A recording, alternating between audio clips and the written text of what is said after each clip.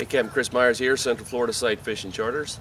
I'm going to show you one of the most common mistakes I see in fly fishing and fly casting.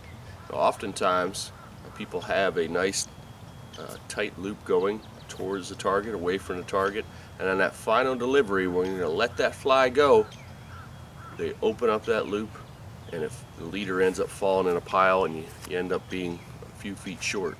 And when we're sight fishing on the flats and you're casting two fish, 2 feet away from that may make the difference between the fish seeing the fly and not seeing the fly. So it's always imperative that you can reach that target that we're casting at, and a lot of people get over the target and the final cast falls short because they open up the loop, and they do that by stopping going down towards the water. Now when we're casting back and forth, we want to cast back cast, forward cast, back cast, forward cast. There has to be a stop and then a follow through.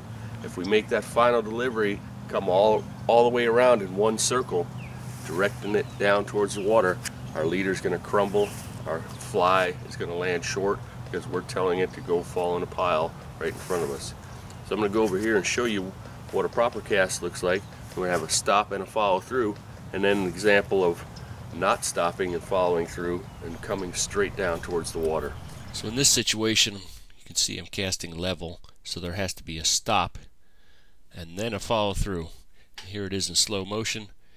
You can see that the rod tip is going to stop on that forward stroke in the same place every time, and it has to stop there when I'm delivering the fly. I cannot make that last stroke different than all the rest of them if I'm keeping my back cast in the same plane.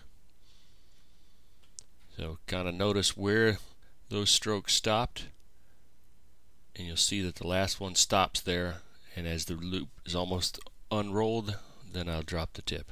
Here it is again, a little bit quicker cast. Watch where the tip stops, and the tip stops in the same place as it did every other stroke. Now here's an example of dropping the tip on the final cast, and watch how big the loop gets.